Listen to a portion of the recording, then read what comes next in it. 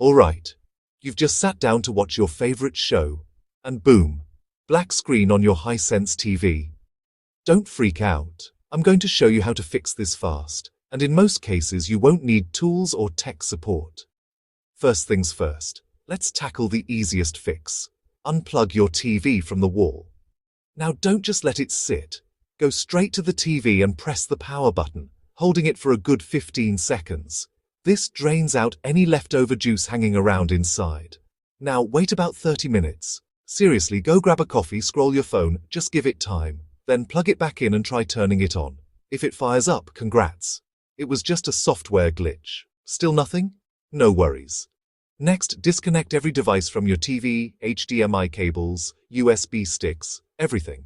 Now plug your TV directly into the wall. Skip extension cords and surge protectors for now.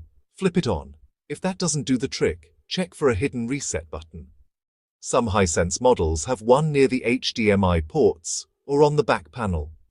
Use a pin or a paperclip and hold it down for 10 seconds. Then try powering up again.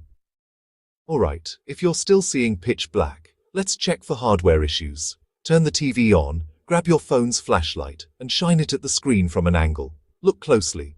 Do you see faint images? If you do, your TV's backlight is dead. But the rest of it is fine. Good news. Replacing LED backlights is common, cheap, and you can find the parts online.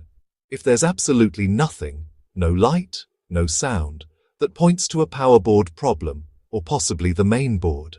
At this stage, you might want a pro, but most black screen issues on Hisense TVs are totally fixable at home.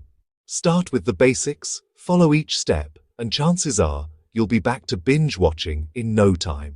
If this helped, hit like and subscribe for more easy smart TV fixes. See you in the next one.